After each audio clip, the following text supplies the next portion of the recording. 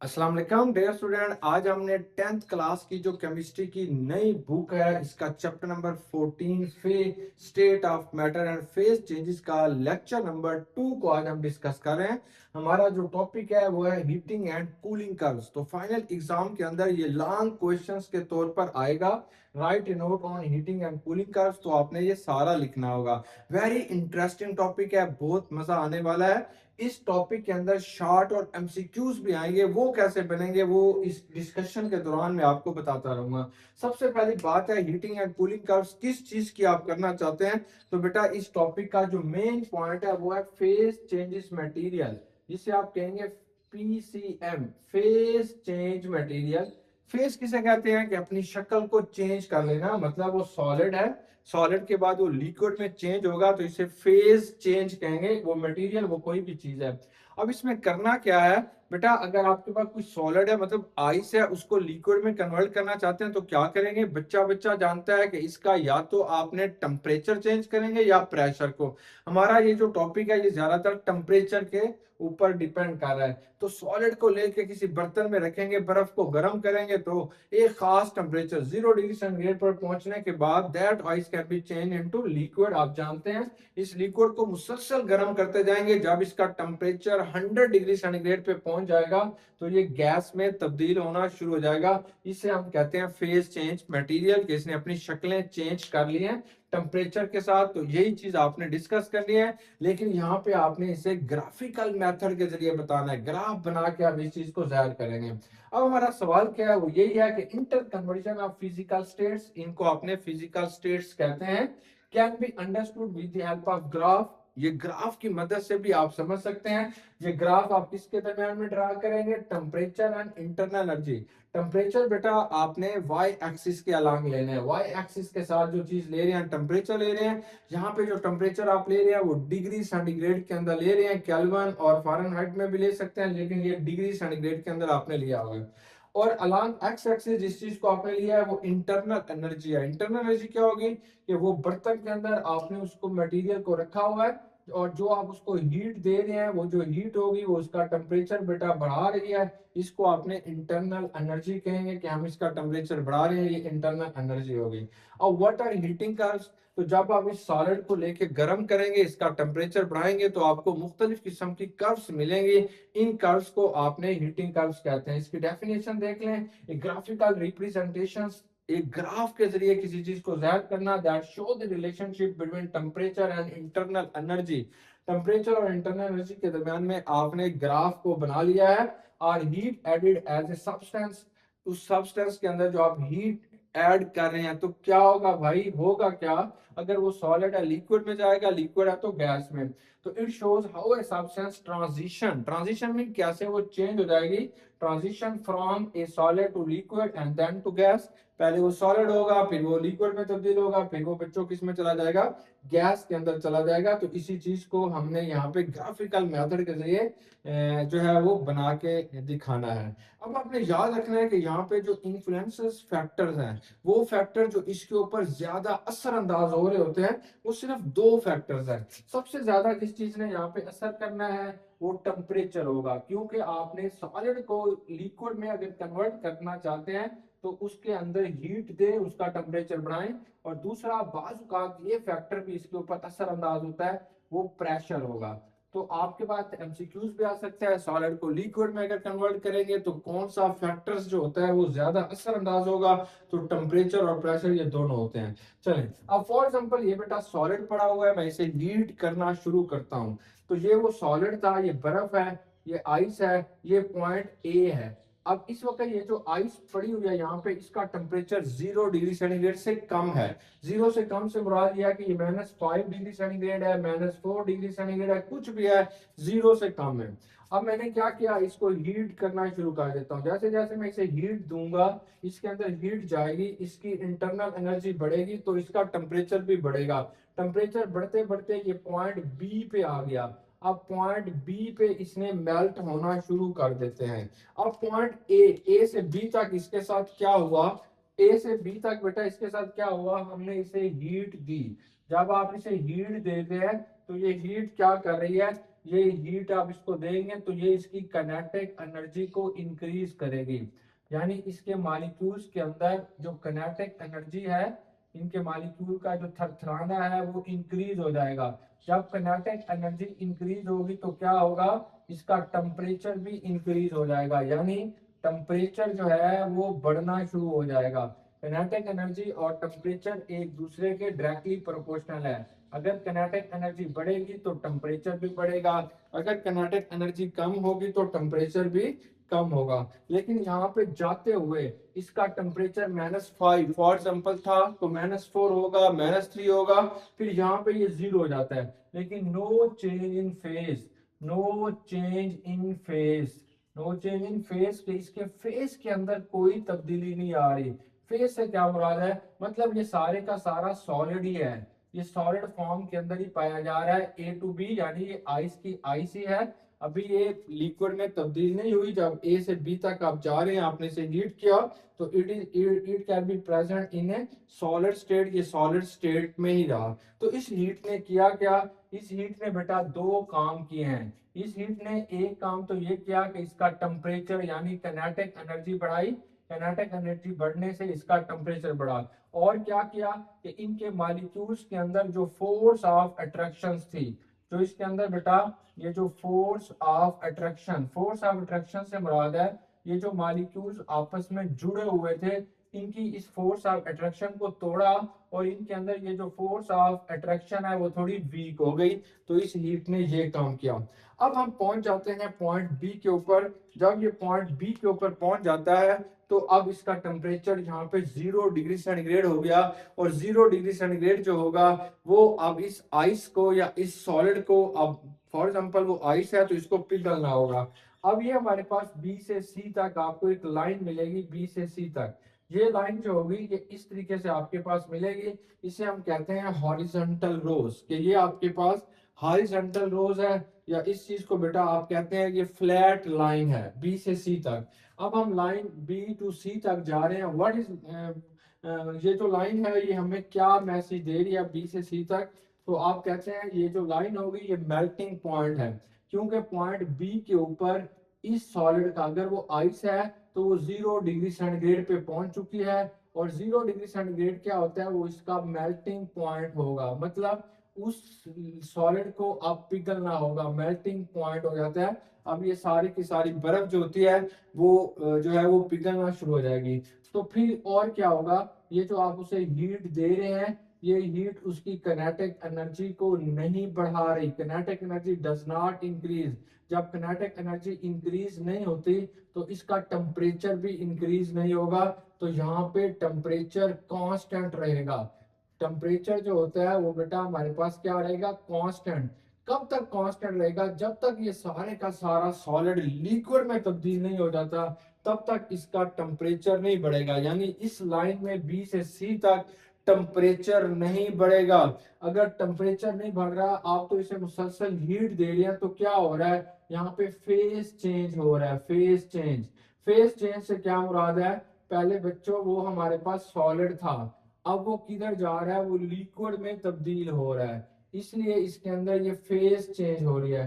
तो इसका मतलब क्या है कि जो भी आप उसे हीट दे रहे हैं, जो भी बेटा उसे हम हीट दे रहे हैं, it can be use to weaken the force of attraction among the material molecules. ये जो इस सॉलिड के मॉलिक्यूल्स हैं, बर्फ है, इनके दरमियान में जो फोर्स ऑफ अट्रैक्शन है उसे कमजोर कर रही है। तो ये मॉलिक्यूलों के अंदर जब फोर्स ऑफ अट्रैक्शन चेंज हो रही है तो इनकी ट्रांजिशन हो रही है, सॉलिड से ये लिक्विड के अंदर तब्दील हो रहे हैं। तो आप बताएंगे ये जो पॉइंट बी होगा that is known as a melting point, ये मेल्टिंग पॉइंट है। और बी से सी तक इसका टेम्परेचर जो है वो इंक्रीज नहीं होगा, नहीं बढ़ेगा, लेकिन सिर्फ फेज ट्रांजिशन होगी, मतलब इनकी थोड़ी शक्लें जो होती हैं वो चेंज होना शुरू हो जाएंगी, अब वो सॉलिड से लिक्विड में जाना शुरू हो जाएगा। और ये काम तब तक होता रहेगा जब तक सारी की सारी, मतलब इसका टेम्परेचर 0 डिग्री सेंटीग्रेड उस वक्त तक रहेगा जब तक वो सारी की सारी बर्फ जो है, वो जो सॉलिड है, वो सारे का सारा लिक्विड में तब्दील हो जाएगा।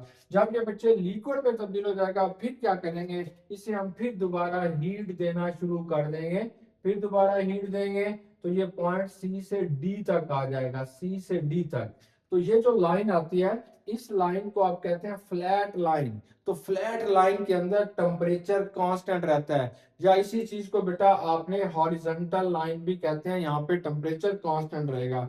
ये आपके पास जो आएगी इसे हमने कर्व लाइन कहते हैं, या इसी चीज को बेटा आपने स्लोप लाइन कहते हैं। अब एक काम की बात आपने याद रख लेनी है कि ये जो हॉरिजॉन्टल रोज हैं, हॉरिजॉन्टल, ये जो हॉरिजॉन्टल लाइन है बेटा, या इसी चीज को आप कहते हैं फ्लैट लाइन, फ्लैट लाइन। तो फ्लैट लाइन के ऊपर क्या होगा, ये एमसीक्यूज आएगा।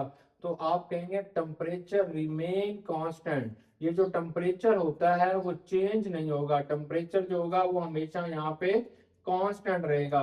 तो यहाँ पे होगा क्या, यहाँ पे फेज चेंज हो रही है, फेज चेंज मतलब अगर वो सॉलिड है तो वो लिक्विड में तब्दील हो रहा है, इसमें फेज चेंज आ रही है। और दूसरी जो आपके पास लाइन होती है उसको आपने कर्व लाइन कहते हैं या स्लोप लाइन कहते हैं। जो सेकंड लाइन आ जाएगी that is known as a slope line. तो ये बेटा हमारे पास स्लोप लाइन आएगी, या इसी चीज को आपने कर्व लाइन कहते हैं। कर्व लाइन के अंदर क्या होगा, टेम्परेचर चेंज होगा, मतलब दर्जा हरारत इसके अंदर जो होगा टेम्परेचर वो हमारे पास चेंज हो रहा होगा। और क्या चीज कांस्टेंट रहेगी, यहाँ पे फेज चेंज में नो चेंज, फेज जो होता है वो चेंज नहीं आएगा। चलें अब फिर दोबारा हम देख लेते हैं लाइन सी से डी तक क्या हो रहा, ये लिक्विड हीटिंग है। अब वो सारे का सारा यहाँ पे टेम्परेचर 0 डिग्री सेंटीग्रेड पे जब पहुंच गया तो वो सारी सॉलिड, वो सारी बर्फ जो होती है it can be change into liquid. अब वो लिक्विड के अंदर सारी चेंज हो गई है। तो सी से डी तक क्या किया, आप इसे फिर हीट करना शुरू कर देते हैं। जब हीट देते हैं तो ये जो लिक्विड होगा इसका टेम्परेचर जो होगा वो इंक्रीज होगा। इसका बेटा आपने याद रखना है, ये जो टेम्परेचर होगा, टेम्परेचर जो होता है वो इंक्रीज होना शुरू हो जाएगा, टेम्परेचर इसका बढ़ना शुरू हो जाता है। जब ये टेम्परेचर बढ़ना शुरू हो जाएगा लेकिन नो चेंज इन फेज, इसके no change in phase, no change in phase, ये सारे का सारा जो होता है वो सिर्फ और सिर्फ लिक्विड स्टेट के अंदर पाया जा रहा है, यानी पानी जो है वो लिक्विड स्टेट के अंदर पाया जाएगा। अब टेम्परेचर बढ़ेगा, ये जो हीट होती है वो उसकी काइनेटिक एनर्जी को इंक्रीज कर रही है। ये हीट जो होती है it can be used to increase its kinetic energy, वो इसकी काइनेटिक एनर्जी को बढ़ा रही है। काइनेटिक एनर्जी के बढ़ने से इसका टेम्परेचर भी बढ़ रहा है।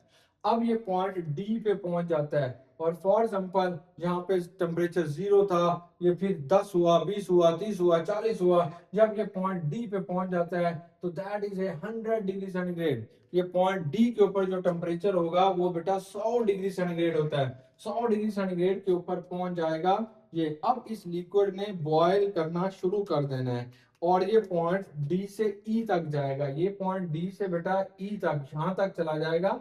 ये सारे का सारा जो होगा ये बॉइलिंग पॉइंट होगा, बॉइलिंग पॉइंट। अब लाइन डी से ई तक क्या हो गया, इसे आप बॉइलिंग पॉइंट कह रहे हैं। ये पॉइंट डी जो होगा ये बॉइलिंग पॉइंट है, और ई तक भी ये बॉइलिंग पॉइंट होगा। यहाँ पे क्या होगा, नो चेंज इन टेम्परेचर। आप हीट तो दे रहे हैं लेकिन no change in temperature, temperature नहीं बढ़ रहा।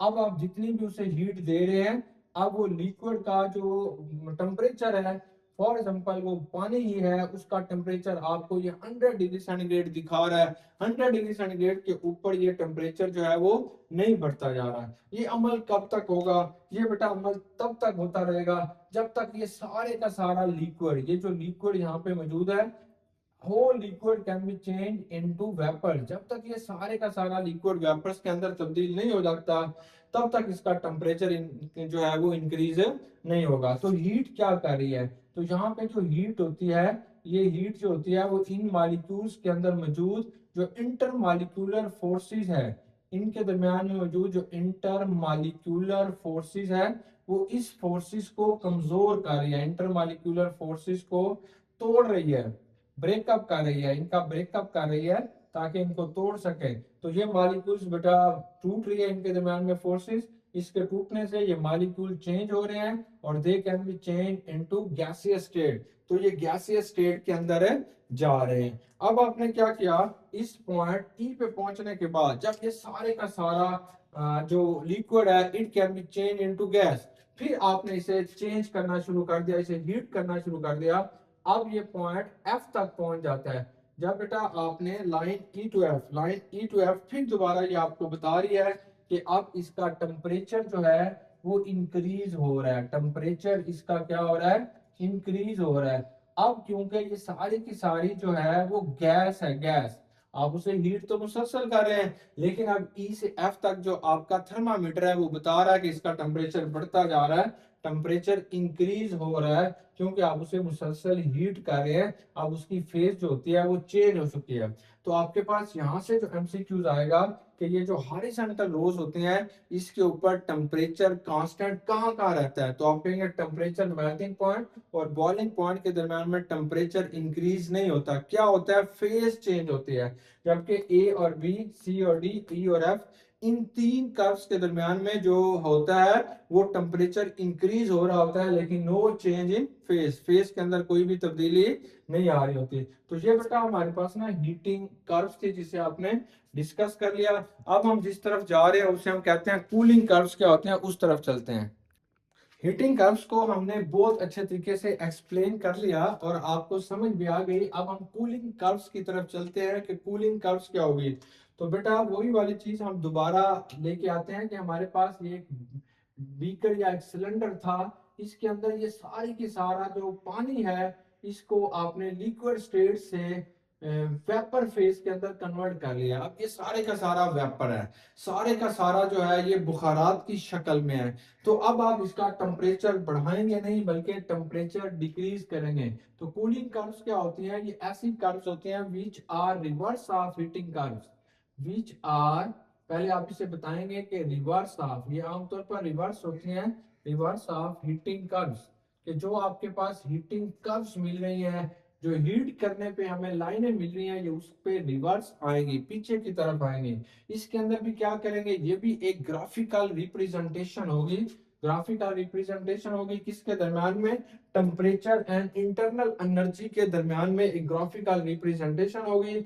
When A when heat is when heat is removed as a substance is a cooled down, कि जब किसी भी सब्सटेंस को आप कूल करेंगे तो हीट उसके अंदर रिमूव करेंगे, तो उसके बाद जो आपको एक कर्व मिलेगी, यहाँ पे होगा क्या कि कोई भी बेटा वेपर्स होंगे, इन वेपर्स को या गैस को सबसे पहले आप लिक्विड में कन्वर्ट करेंगे, फिर इस लिक्विड को मजीद ठंडा करेंगे तो it can be change into solid.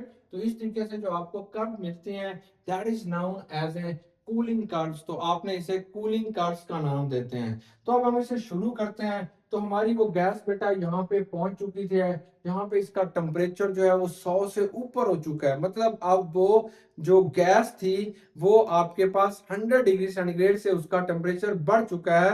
क्यों बढ़ा है, क्योंकि अब वो पानी नहीं रहा बल्कि वो गैसियस फॉर्म के अंदर आ चुका है। जब आप इसका टेम्परेचर डिक्रीज करेंगे, जब टेम्परेचर इसका बेटा डिक्रीज करते हैं, टेम्परेचर इसका जो होगा वो डिक्रीज होगा, 100 से कम होगा, टेम्परेचर डिक्रीज होना शुरू होगा।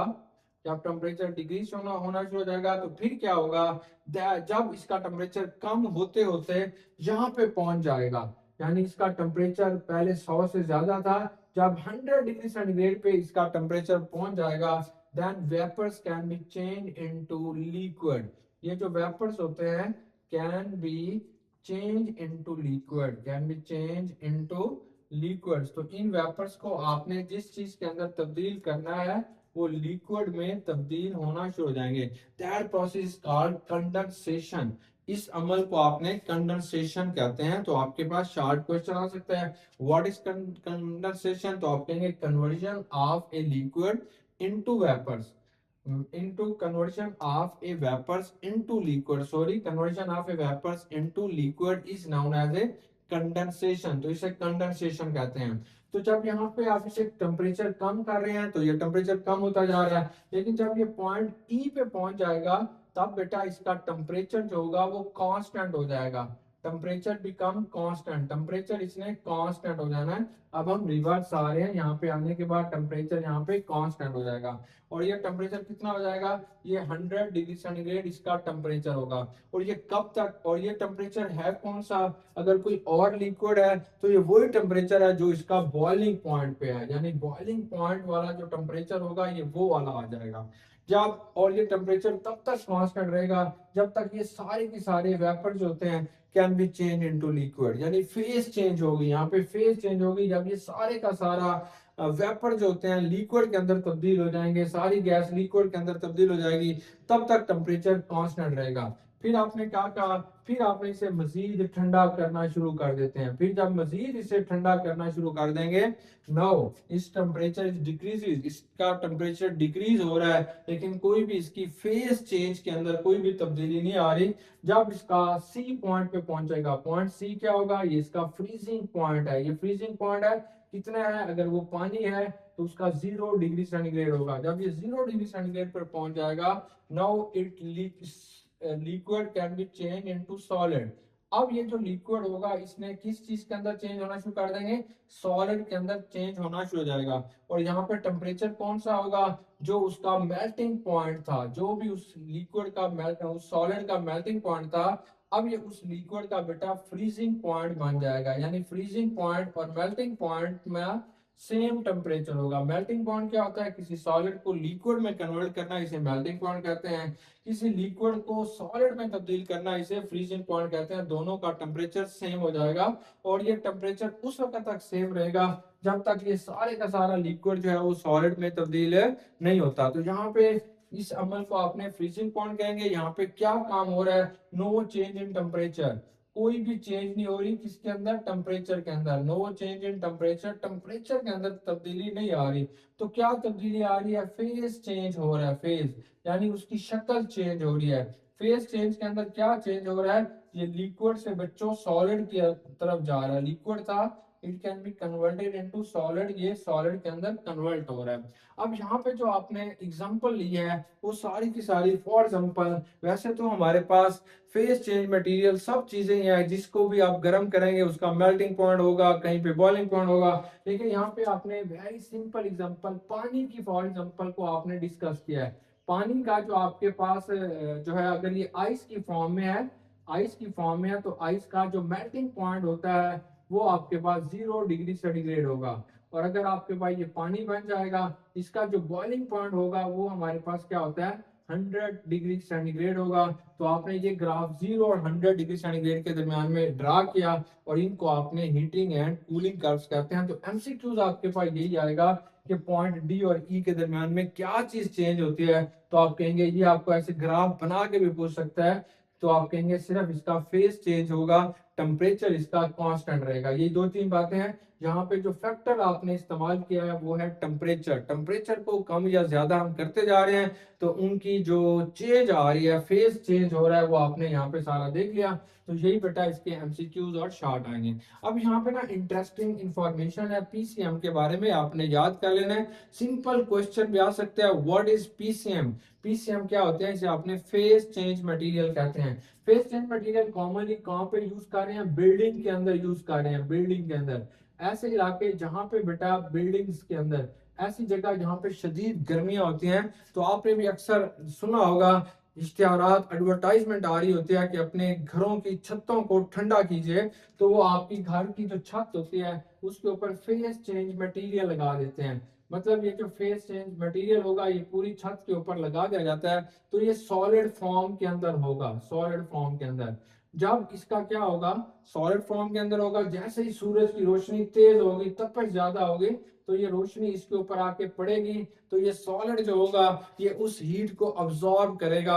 अब्सॉर्ब करने के बाद it can be change into liquid, तो इसकी फेज चेंज हो जाएगी, सॉलिड से किस में चेंज हो जाएगी, लिक्विड में। लेकिन टेम्परेचर जो होगा वो चेंज नहीं होने देगा, टेम्परेचर इसका क्या रह जाएगा, कांस्टेंट हो जाएगा। जब रात होगी तो फिर दोबारा टेम्परेचर कम होगा, जो हीट इसने अब्सॉर्ब की हुई है वो इसने निकाल दी है। अब बाज कपड़े, यानी बाज कंपनियां ऐसी होती हैं, हमारे कॉमन कपड़ों में तो नहीं, क्लॉथिंग जो आम कपड़े हैं इनके अंदर नहीं, लेकिन जिन ममालिक के अंदर शदीद गर्मियां आ रही हैं शदीद गर्मियों का सीजन होता है, उनके अंदर क्या किया जाता है, पीसीएम मटेरियल को यूज किया जाता है, यानी उन कपड़ों के अंदर पीसीएम मटेरियल को लगा के यूज किया जाता है, जो कि शदीद गर्मी के अंदर पिघलता है और लिक्विड में कन्वर्ट होगा, उस कपड़े को थोड़ा गीला कर देता है, और इस तरीके से वहां पे थोड़ी टेम्परेचर चेंज नहीं होता।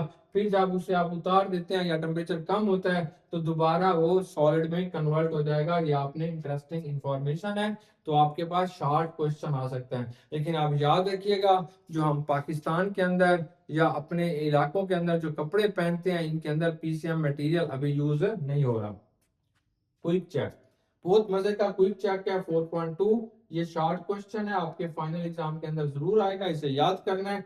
तो ये हमें बताना चाहता है कि हमारे पास दो बर्तन है, एक बर्तन के अंदर आपने पानी लिया हुआ है, वाटर है, लिक्विड स्टेट के अंदर है, इसको गर्म किया हुआ है और इसका टेम्परेचर 100 डिग्री सेंटीग्रेड है, यानी बॉयल हो रहा है। और दूसरे बर्तन के अंदर हमारे पास एक गैस है, दूसरे के अंदर बर्तन के अंदर भी यही पानी है, लेकिन आपने इसे 100 डिग्री सेंटीग्रेड पर गर्म करके गैस के अंदर कन्वर्ट किया हुआ है, यानी ये गैसियस स्टेट के अंदर आपके पास ये पाई जा रही है। लेकिन पहले के अंदर जो है वो, अब दोनों का टेम्परेचर है 100 डिग्री सेंटीग्रेड, ये लिक्विड वाटर है, इसका टेम्परेचर 100 है, ये आपके पास पानी जो है वो स्टीम के अंदर तब्दील हो चुका है और इसका टेम्परेचर भी 100 है। तो उसका क्वेश्चन ये है कि अगर ये दोनों पानी को किसी आदमी के ऊपर फेंका जाए तो कौन ज्यादा जो है बर्न्स करेगा, ज्यादा जलाएगा। तो ऑब्वियसली बेटा, ये वाला जो पानी जिसके अंदर स्टीम है, स्टीम वाला पानी वो ज्यादा जलन पैदा करेगा, क्योंकि उसकी लेटेंट हीट, यानी जो हीट उस वेपर्स के अंदर है वो ज्यादा है बानिस्बत इसके, इसलिए वो ज्यादा जो है वो अपनी हीट जब उसके साथ जाके टकराएगी, यानी किसी जिस्म के साथ जाके ये हीट टकराएगा, ये वेपर्स टकराएंगे, तो इसकी फेस चेंज हो जाएगी। मतलब पहले ये गैसियस फॉर्म में, वेपर्स फॉर्म में जैसे टकराएगा तो it can be change into liquid, ये लिक्विड में चेंज होगा। लेकिन जो उसके अंदर इतनी सारी हीट मौजूद है, वो सारी की सारी हीट जो है वो हमारी जिल्द को ट्रांसफर कर देगा, जिसकी वजह से हमें ज्यादा जलन पैदा होगी। अब नेक्स्ट हमारा क्वेश्चन आता है, why do we feel comfortable wearing cotton clothings in summer, कि गर्मियों के अंदर अगर आप कॉटन के कपड़े पहनते हैं तो आपको ज्यादा इजी या ज्यादा मजा क्यों आता है एज कंपेयर टू कि आपने वूल के कपड़े पहने तो आपको बड़ी जो है बेचैनी होती है। तो असल में बेटा, ये जो कॉटन है ये आपने याद रखना है, that is not a face change material. Cotton जो है ये फेस चेंज मटेरियल नहीं है, क्योंकि ये कपड़े मैंने कॉटन के पहने हुए हैं। ये ऐसा नहीं है कि मैं इसे हीट करूंगा तो लिक्विड बन जाएगा, फिर ठंडा करूंगा तो ये दोबारा सॉलिड, तो ये फेस चेंज नहीं होता, लेकिन नेचुरली तौर पर कुछ अहम काम करता है। ये क्या करेगा, ये जो कॉटन के धागे होते हैं, कॉटन के बेटा जो धागे होंगे, इनके दरमियान में छोटी छोटी खाली जगह पाई जाती हैं। जब किसी को भी पसीना आता है, पसीना आएगा, तो ये जो कॉटन के धागे होते हैं ये इसको सॉल्व कर लेते हैं, इस पसीने को चूस लेते हैं। और जब उनको बॉडी का टेम्परेचर इस तरीके से पसीने को चूस लेंगे, और जब इसकी एवेपोरेशन होगी, वो कपड़े से वो लिक्विड उड़ेगा, तो वहां पे थोड़ी ठंडक पैदा हो रही होती है, जिसकी वजह से हमें कॉटन के कपड़े पहनने से थोड़ी ठंडक महसूस होती है। लेकिन अगर आपने वूल के कपड़े पहने हुए हैं तो वूल के कपड़े के दरमियान में वो चूस इस लिक्विड को चूस नहीं सकता, यानी वो देर से जाके खुश्क होते हैं as compare to cotton wools, cotton wool sorry cotton clothings के निस्बत से। तो जो वूल के कपड़े होते हैं उनमें ये प्रोसेस थोड़ा कम होता है। अब हमारी लास्ट आती है, डिड यू नो, क्या आप जानते हैं कि फेस चेंज के अंदर आपको क्या करना पड़ेगा। बहुत इंपॉर्टेंट है face change material, did you know. अब हम पढ़ रहे हैं कि फेस चेंज मटेरियल के अंदर कौन से दो फैक्टर्स होते हैं जो उसके ऊपर असरअंदाज हो रहे हैं। तो सबसे ज्यादा बेटा जो फैक्टर होगा वो टेम्परेचर होता है। टेम्परेचर, अगर आप टेम्परेचर को चेंज करेंगे तो वो चीज भी चेंज हो जाती है। अब आपने तवज्जो से इसकी बात सुना है कि अगर हमारे पास जो है ये पानी है, पानी वाटर है, वाटर यानी ये पानी होता है। अब पानी जो होता है इसका जो मेल्टिंग पॉइंट है वो 0 डिग्री सेंटीग्रेड है, 0 डिग्री सेंटीग्रेड इसका मेल्टिंग पॉइंट या फ्रीजिंग पॉइंट होता है। आमतौर पर इसने एग्जांपल दिया है, जो आमतौर पर हमारे पास कुछ ऐसा मटेरियल पाया जाता है, जैसे जैसे हमारे पास स्नो बॉल मेकर्स होते हैं, snow ball makers, snow snowball makers. Snowball makers किसे कहते हैं? जो गोला बनाने वाले होते हैं, गोला, बर्फ का गोला, आप सबने खाया होगा, बहुत अच्छा होता है। स्नोबॉल मेकर्स वो क्या करते हैं, बर्फ के छोटे छोटे टुकड़े बना के फिर उसके ऊपर जोर देते हैं, प्रेशर देते हैं। जब उसके ऊपर जोर दे रहे होते हैं तो उस प्रेशर की वजह से अक्सर वो जो बर्फ होती है वो लिक्विड में तब्दील हो जाती है। तो इस तरीके से बेटा वो लिक्विड में जब तब्दील हो रही होती है तो इसका मतलब यह है कि फेज चेंज के अंदर प्रेशर भी अहम किरदार अदा करता है। मतलब वो सॉलिड था, उसके ऊपर उसने दबाया तो वो लिक्विड में तब्दील हो गया।